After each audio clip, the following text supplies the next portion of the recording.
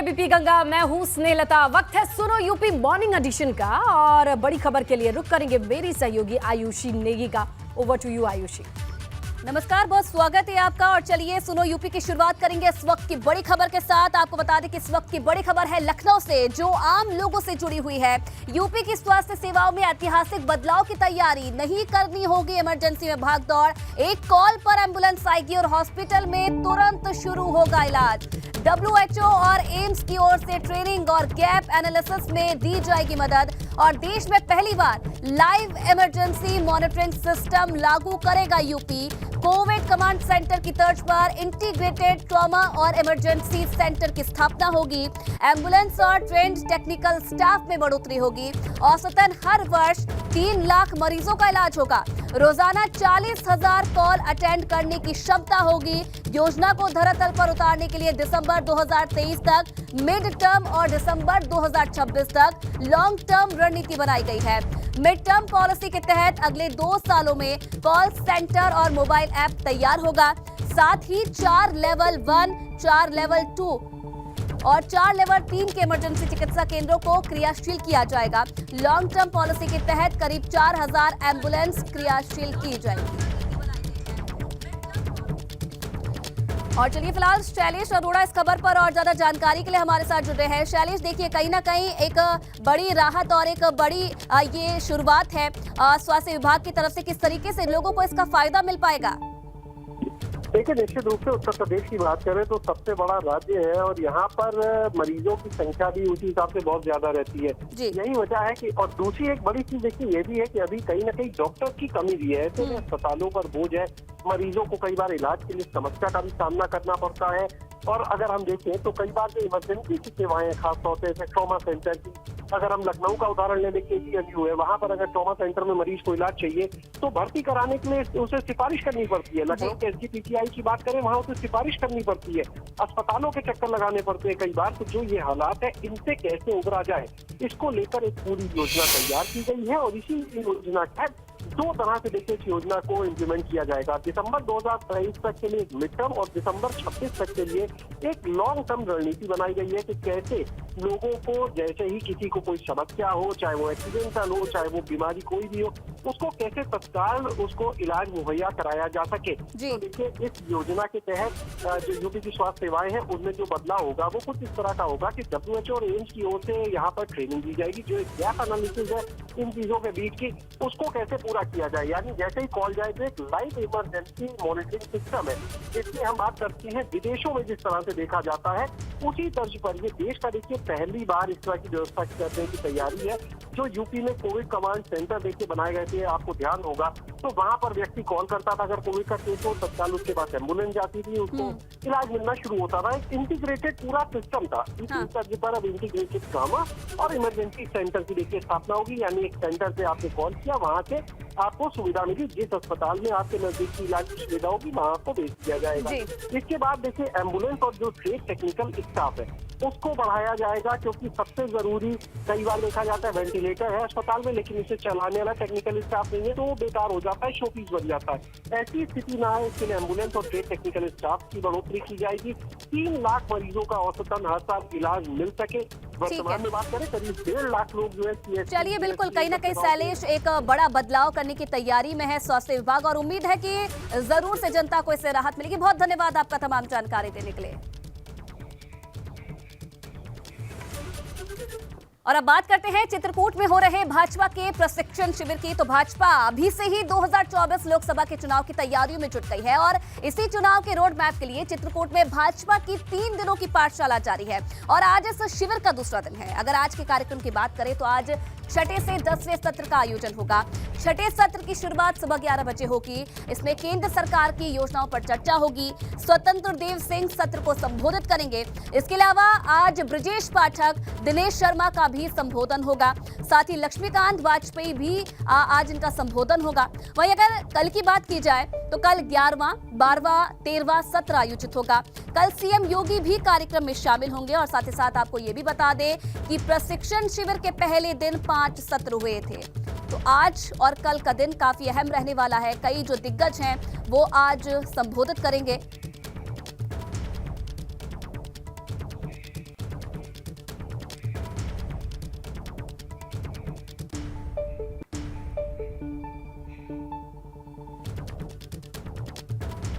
तो भाजपा के प्रशिक्षण शिविर का दूसरा दिन है आज। कई दिग्गज जो नेता हैं आज संबोधित करेंगे शिविर को। धर्मनगरी चित्रकूट में भारतीय जनता पार्टी का 3 दिवसीय प्रदेश प्रशिक्षण वर्ग चल रहा है और आज इसका दूसरा दिन है। पहले दिन 5 सत्रों का आयोजन किया गया और पार्टी की रीत नीति को रिफ्रेश किया गया। पार्टी के बड़े नेता कह रहे हैं कि ये रिफ्रेशर कोर्स की तरीके से है और इसलिए रिफ्रेशर कोर्स में लोगों को जो भारतीय जनता पार्टी की रीत नीति है वो बताना बेहद ज़रूरी हो जाता है। एकात्म मानववाद का मुरलीधर राव ने, बीजेपी के नेता मुरलीधर राव ने ये सत्र लिया। हेमंत गोस्वामी ने सोशल मीडिया का राही उपयोग बताया और उसके साथ ही सांस्कृतिक राष्ट्रवाद पर बी सतीश का सत्र आयोजित किया गया। राधा मोहन सिंह ने, जिन्होंने इस सत्र की शुरुआत करी, उसमें मोदी सरकार की कृषि क्षेत्र में उपलब्धियों को बताया और आपको सुरक्षा के इंतजाम भी दिखा रहे हैं। यहाँ पर सुरक्षा के भी बेहद कड़े इंतजाम यहाँ पर किए गए हैं। महेंद्र नाथ पांडे हमारा रक्षा और सामर्थ्य, रक्षा के विषय में जो यहाँ पर पदाधिकारी आए हैं, राष्ट्रीय हैं, प्रदेश के पदाधिकारी हैं, भारतीय जनता पार्टी की केंद्र में काबिज सरकार के जो मंत्री हैं और योगी सरकार में जो मंत्री हैं जो यहाँ पर आ रहे हैं और भाग ले रहे हैं, शिरकत कर रहे हैं, उन सभी को इस बारे में बताया गया। आपको साथ साथ ये तस्वीरें भी दिखा रहे हैं जिस जगह पर ये प्रदेश प्रशिक्षण वर्ग 3 दिवसीय आयोजित किया जा रहा है। वहाँ के चप्पे चप्पे को छाना जा रहा है सुरक्षा के मद्देनज़र। काफ़ी अहम ये बिल्डिंग है और इसके साथ ही आज की अगर बात की जाए तो आज भी 5 सत्रों का आयोजन किया जाना है। 5 सत्रों में आज स्वतंत्र देव सिंह जो प्रदेश अध्यक्ष हैं उनके सत्र से शुरुआत होगी जिसमें वो मोदी सरकार के गरीब कल्याणकारी योजनाओं के बारे में बताएंगे। इसके साथ ही डिप्टी सीएम ब्रजेश पाठक मोदी सरकार की दूरगामी परिणाम वाली नीतियां बताएंगे। दिनेश शर्मा की बात की जाए तो राष्ट्रीय पुनर्निर्माण में भारतीय जनता पार्टी का योगदान और इसके साथ ही लक्ष्मीकांत वाजपेयी मोदी सरकार की विदेश नीति के बारे में सत्र में बातचीत करेंगे और रमापति राम त्रिपाठी मीडिया प्रबंधन पर चर्चा करेंगे। आप को तस्वीर दिखा रहे हैं, साफ तौर पर सुरक्षा के सभी इंतजामों को देखा जा रहा है, जांचा जा रहा है, परखा जा रहा है क्योंकि बहुत वीवीआईपीज़ यहां पर पहुंचेंगे। केंद्र सरकार के तमाम मंत्री यहां पर आ रहे हैं, राज्य सरकार के मंत्री आ रहे हैं और मुख्यमंत्री योगी आदित्यनाथ कल आखिरी जब समापन होगा इस प्रदेश प्रशिक्षण वर्ग का तो यहाँ पर होंगे। उप मुख्यमंत्री केशव प्रसाद मौर्य यहाँ पर हैं, आज सेशन में शामिल होंगे और उप मुख्यमंत्री ब्रजेश पाठक भी यहाँ पर हैं। तमाम मंत्री और तमाम पदाधिकारी यहाँ पर मौजूद हैं। भारतीय जनता पार्टी इसे रिफ्रेशर कोर्स बता रही है, लेकिन भारतीय जनता पार्टी की रीत क्या है, नीति क्या है, केंद्र सरकार की योजनाएं क्या हैं, उन सब के बारे में अपने पार्टी के पदाधिकारियों को बताया जा रहा है। चित्रकूट से कैमरामैन पंकज निगम के साथ रतीश त्रिवेदी, एबीपी गंगा। और देखिए भाजपा के प्रशिक्षण शिविर में डिप्टी सीएम केशव प्रसाद मौर्य भी मौजूद हैं। लिहाजा आज सुबह सुबह उन्होंने कामतगिरी पर्वत पर भगवान कामतानाथ के दर्शन करने पहुंचे। इस मौके पर हमारे सहयोगी रतीश त्रिवेदी ने उनसे खास बातचीत की। भारतीय जनता पार्टी का 3 दिन का प्रशिक्षण वर्ग चित्रकूट में चल रहा है और उप मुख्यमंत्री केशव प्रसाद मौर्य यहाँ पहुंचे हैं। कामतगिरी पर्वत की परिक्रमा की है और पसीना भी खूब बहा रहे हैं। हालांकि कुछ नेताओं को एसी में रहने के आरोप लगते हैं, उनसे जवाब ले लेते हैं। आप तो परिक्रमा कर रहे हैं, सुबह सुबह मॉर्निंग वॉक भी कर ली, धार्मिक आस्था का पालन भी कर लिया, पसीना भी बहा रहे हैं और कुछ नेताओं पर एसी में रहने के आरोप लगते हैं। देखिए हम सब भगवान के भक्त हैं और जो भक्त होता है उसे ठंडी, गर्मी और बरसात प्रभावित नहीं करती है। ये परमात्मा कामतानाथ स्वामी जी की कृपा है और उस कृपा के कारण से ही चित्रकूट धाम में भारतीय जनता पार्टी का प्रदेश का महत्वपूर्ण प्रशिक्षण वर्ग हो रहा है। और परिक्रमा का कार्यक्रम कल शाम को भी पार्टी के काफ़ी लोगों ने किया है। मैं थोड़ा देर में आया तो मैं सोचा आज सुबह सुबह में कर लूँ, तो अभी प्रभु की कृपा से पूरा करने का कार्य हो गया है और फिर प्रार्थना करके जा रहे हैं कि जल्दी फिर से बुलावें भगवान। 3 दिन का मंथन हो रहा है भारतीय जनता पार्टी का 2024 को लेकर के, लगता है क्या लेकर के निकलेगा यहाँ से? जो मंथन के बाद निकलेगा बाद में बताएंगे आप। मंथन से पहले अगर बात की जाए तो बहुत चर्चा भी है अन्य दलों में। अन्य दल जो है अभी तक गठबंधन में बिछड़ रहे हैं, साथी आ रहे हैं, जा रहे हैं और आप लोग 2024 के मंथन में जुट गए। नहीं तो हम उनके कारण से अपनी योजना न बनाते हैं, न रोकते हैं, न चलाते हैं। ये तो हमारे सतत चलने वाली प्रक्रिया है। संगठन गढ़े चलो, सुपंथ पर बढ़े चलो, भला हो जिसमें देश का वो काम सब किए चलो। 2024 के लिए क्या कहेंगे, क्या टारगेट है? 2024 में मुझे पूरा विश्वास है भगवान कामतानाथ स्वामी की कृपा से 75 से कम नहीं, 80 से ज़्यादा नहीं, यूपी के अंदर। तो केशव प्रसाद मौर्य अपनी बात को कहते हुए कामतगिरी पर्वत की परिक्रमा करके आए हैं और साफ तौर पे कह रहे हैं कि जो एसी में बैठते हैं वो एसी में बैठे रहें, लेकिन उनका कार्य प्रभावित नहीं होता। राजनीति में सब कुछ हो रहा है, भारतीय जनता पार्टी अपनी तरह से आगे बढ़ रही है और प्रशिक्षण वर्ग में मंथन हो रहा है 2024 के लिए। चित्रकूट से कैमरामैन पंकज निगम के साथ रतीश त्रिवेदी, एबीपी गंगा। तो देखिए, ट्रेनिंग वाला ट्रेलर क्या कुछ खास इसमें रहा है शुरुआती दौर से और आखिरी दिनों में क्या कुछ खास इसमें रहने वाला है, आपको ग्राफिक्स के जरिए समझा देते हैं। प्रशिक्षण शिविर का आज दूसरा दिन है। पहले दिन 5 सत्र हुए थे। आज छठे से 10वें सत्र का आयोजन होगा। साथ ही साथ आपको ये भी बता दें कि आज छठे से 10वें सत्र का आयोजन के साथ ही छठे सत्र की शुरुआत सुबह 11 बजे से होगी।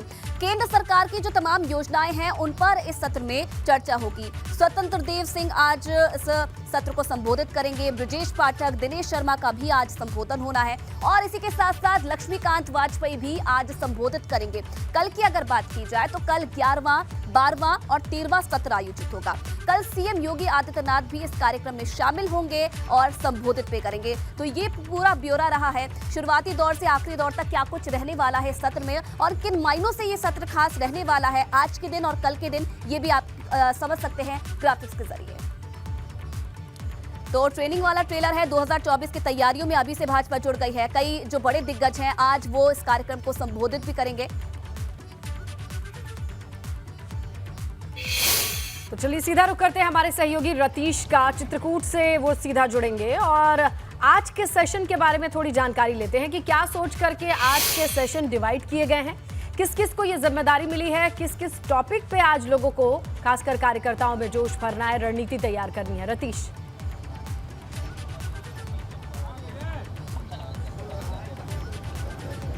बिल्कुल, देखिए मंथन हो रहा है। धर्मनगरी चित्रकूट में मंथन हो रहा है। भारतीय जनता पार्टी के जो राष्ट्रीय पदाधिकारी हैं, प्रदेश के पदाधिकारी हैं, जो केंद्रीय मंत्री हैं, राज्य के मंत्री हैं, वो सभी यहाँ पर आएंगे। आपको तस्वीरें भी दिखा दें कि यहीं पर उनके साथ मंथन किया जाएगा, उनको पार्टी की रीत नीति बताई जाएगी। लेकिन 5 सत्र होने हैं। आज स्वतंत्र देव सिंह का सबसे पहले, जो प्रदेश अध्यक्ष हैं, उनका सबसे पहला सेशन होना है और सेशन में जिम्मेदारी भी उनके पास है। गरीब कल्याणकारी योजनाओं की जिम्मेदारी है।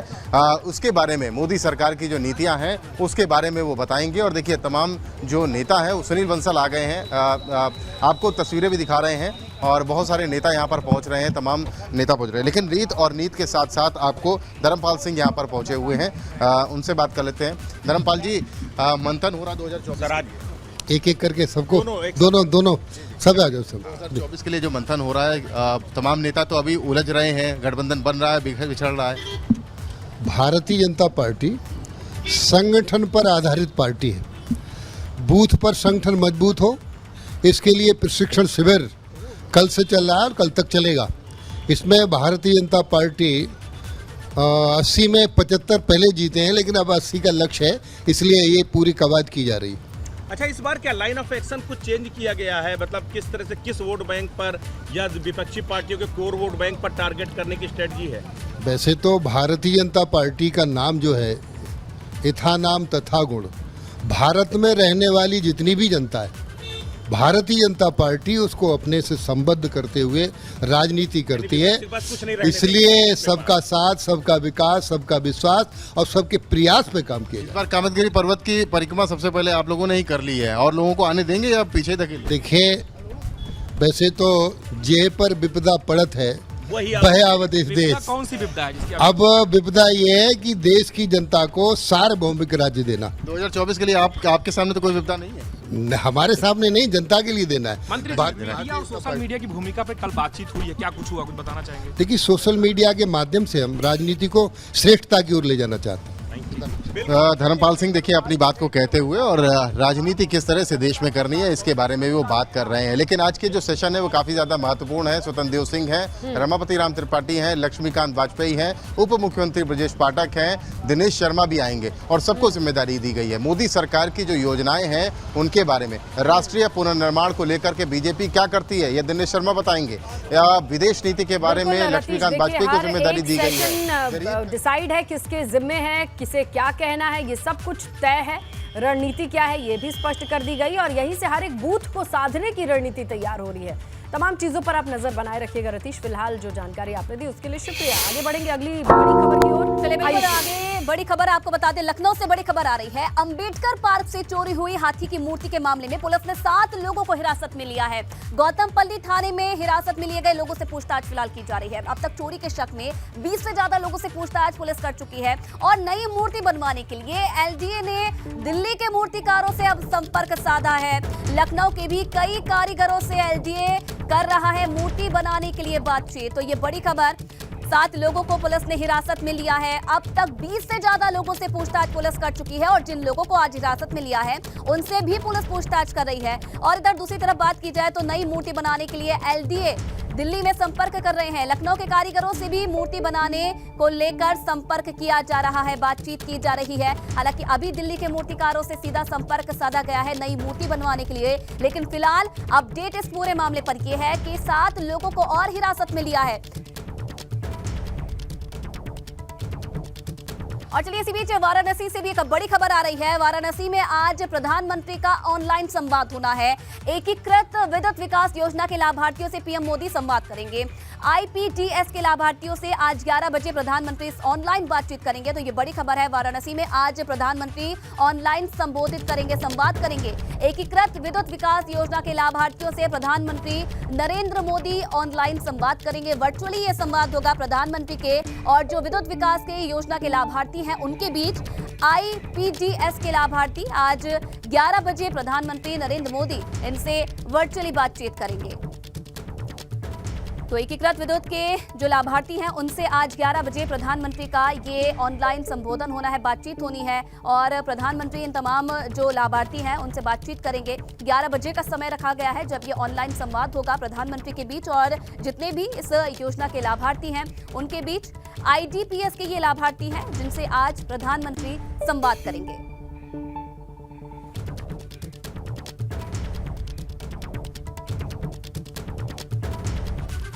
और चलिए बात करते हैं सपा सुभाषपा गठबंधन में पड़ी दरार की। दोनों पार्टियों में आरोप प्रत्यारोप का दौर जारी है और इसी बीच सपा के पूर्व एमएलसी उदयवीर सिंह का ओम प्रकाश राजभर पर एक बड़ा हमला सामने आया है। दरअसल उदयवीर सिंह ने कहा है कि ये बाप बेटे एक नंबर के झूठे हैं, सुबह से शाम तक झूठ बोलते हैं और उनसे समाजवादी पार्टी को सर्टिफिकेट की जरूरत नहीं है। प्रदेश की जनता जानती है कि किसकी क्या छवि है। बात करेंगे इस पर पूर्व एमएलसी और जिन्हें बार बार ओम प्रकाश राजभर नवरत्न कहते हैं। उदयवीर जी, नवरत्न तो आप ही को कह के निशाना साधते हैं। नहीं, वो ये तो वही बताएंगे कि किसको कहते हैं क्या। देखिए, बाप बेटे सब एक नंबर के झूठे हैं, सुबह से शाम तक झूठ बोलते हैं। उनसे समाजवादी पार्टी को सर्टिफिकेट की ज़रूरत नहीं है। उन्होंने कई लोगों के नाम लिए हैं जिसमें अपने एक विधायक का भी नाम लिया है। आप उनके विधायक और जिन लोगों का नाम लिया उन्हीं से तस्दीक करिए। लेकिन अखिलेश यादव ने जो बात कही कि पहली बार ऐसा हुआ जब उनके साथ गठबंधन किया, पैसे लेकर टिकट दिए गए, और ये बात तो दबी जुबान में आपकी पार्टी में भी लोगों ने कहा। अखिलेश जी ने कहा कि ऐसे पहली बार आरोप लगे सहयोगियों के वजह से, तो सुभाषपा वालों ने सीधा अपने ऊपर क्यों ओढ़ लिया। तो आरोप प्रत्यारोप का दौर चल रहा है, हलचल है पूरी सियासत में। उत्तर प्रदेश की रुख करते हैं हमारे सहयोगी विवेक त्रिपाठी का। विवेक, ये बताइए कि कहां तक जाएगा ये आरोप प्रत्यारोप का दौर और आज किस तरीके की सुगबुगाहट?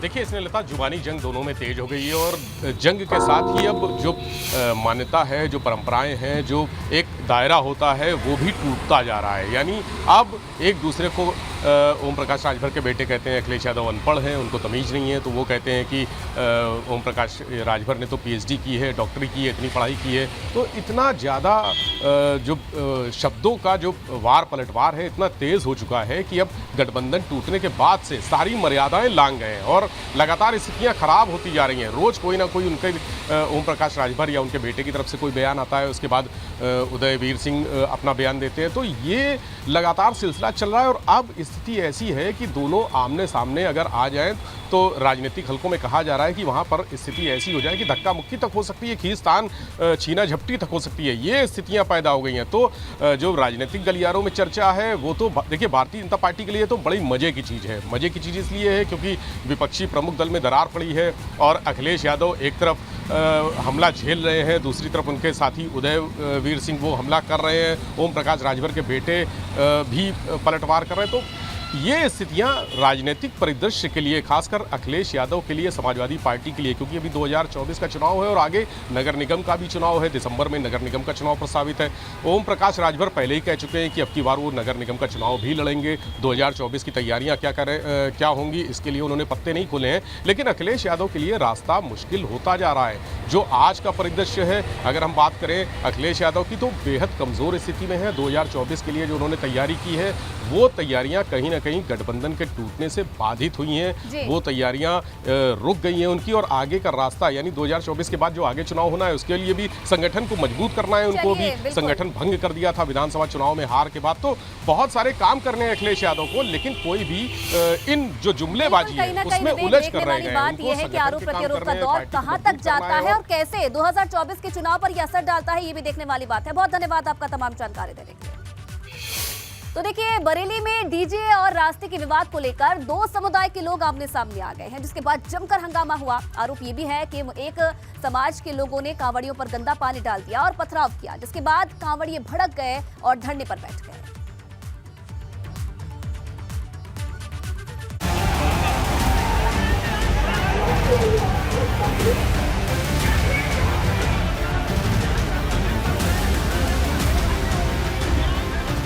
कांवड़ियों के हंगामे की ये तस्वीरें हैं बरेली के परगवा गांव की, जहां कांवड़ियों के डीजे बजाने पर दूसरे समुदाय के लोगों ने आपत्ति जताई, जिसके बाद कांवड़ियों के जत्थे पर गंदा पानी फेंक दिया गया। इसी बात को लेकर विवाद हो गया।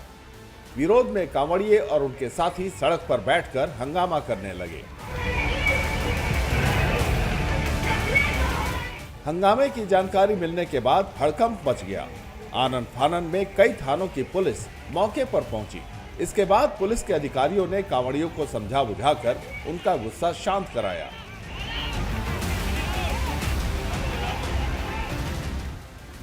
बताया गया कि कांवड़िए कांवड़ लेकर कचला जा रहे थे। इस दौरान दूसरे समुदाय के लोगों ने कांवड़ियों का रास्ता रोक लिया और डीजे भी बंद करने को कहा। आरोप है कि ऐसा न करने पर गंदा पानी फेंक दिया गया। वो ले जा रहे थे, उनने रास्ता रोक रहे ये लोग। कौन लोग? यही प्रधान लोग जो परगमा के, ये लोग रोक रहे थे। तो वो हम लोग आ गए तो हाथ पाए जोड़ने लगे, निकल जान दो इन्हें, 2 मिनट की बात है, कोई ज़्यादा खास बात नहीं है। तो नहीं, बंद करो, जो डीजे नहीं बजेंगे, निकलने नहीं देंगे, ये कह रहा है। ऊपर से डंडा वो निकाल रहा है, दुकान में एक में डंडा निकाल रहा है, वो डंडा पहनने लगे, बच्चों के मारन लगे। तो वो लोग आ रहे तो इन्होंने कही है कि यहाँ भोले का नाम मत लो, डीजे मत बजाओ, चुपचाप चले जाओ। और हर साल मतलब धूमधाम से जाते डीजे बजा के और भोले का नाम लेते हुए। ये बात हुई, ये थी बात में इन लोगों ने ना विवाद कर दिया। वहीं पुलिस की सूझबूझ से मामला शांत हो गया, जिसके बाद कांवड़िए कचला के लिए रवाना हो गए। थाना कैंट के अंतर्गत एक गांव लखौड़ा पड़ता है, वहां से एक जत्था जा रहा था। रास्ते में ये गांव पड़गांव लगता है, वहां पे इनके द्वारा बताया गया कि कुछ डीजे बजाने को लेकर उस पर एक विवाद हो गया। इनके द्वारा बताया गया कि छत से किसी ने कोई पानी डाला। इस संबंध में जैसे सूचना मिली पुलिस को, थाना कैंट की पुलिस और सभी जो अधिकारी मौके पर पहुँच गए हैं। जो लोग जा रहे थे उनको समझा बुझाकर यहाँ से निकाल दिया गया, वो लोग सहमत हो गए हैं। लखौरा ग्राम के कांवड़िए थे, यहाँ से निकल रहे थे परगमा से होते हुए। बीच में कुछ डीजे को लेकर थोड़ा सा विवाद हुआ था, उसके वॉल्यूम को लेकर। बाकी मामला अब सुलझ गया और वो अपने स्थान को, गंतव्य को रवाना हो चुके हैं। बाकी मौके पर कोई ऐसी कोई विशेष बात नहीं है। पुलिस बल हमारा पर्याप्त तैनात है। हालांकि पुलिस ने कांवड़ियों पर गंदा पानी फेंकने और कांवड़ यात्रा को रोकने वाले लोगों को हिरासत में ले लिया है। एबीपी गंगा के लिए बरेली से अनूप मिश्रा की रिपोर्ट। बात करेंगे शाहजहांपुर की, जहां शाहजहांपुर दिल्ली नेशनल हाईवे पर कांवड़ियों को ट्रक ने टक्कर मार दी है। कई कांवड़िए गंभीर रूप से घायल हो गए हैं और विरोध में कांवड़ियों ने सड़क पर जाम लगवा दिया है। जाम खुलवाने के लिए पुलिस प्रशासन भी मौके पर पहुंच चुका है और समझाइश करने की कोशिश लगातार कांवड़ियों से की जा रही है, लेकिन फिलहाल सड़क को अभी जाम कांवड़ियों की तरफ से किया गया है। पूरा विवाद शुरू हुआ, ट्रक ने कांवड़ियों को टक्कर मारी और इस दौरान जो कई कांवड़िए हैं वो घायल हो गए, जिसके बाद ये पूरा हंगामा बढ़ता गया। कांवड़ियों ने सड़क को जाम कर दिया, हंगामा किया, जिसके बाद पुलिस को सूचना दी गई। पुलिस प्रशासन मौके पर पहुंचा और अब जाम को खुलवाने के प्रयास किए जा रहे हैं। समझाइश कांवड़ियों से की जा रही है। और चलिए फिलहाल इस बुलेटिन में इतना ही। तमाम खबरों के लिए आप बने रहिए एबीपी गंगा के साथ।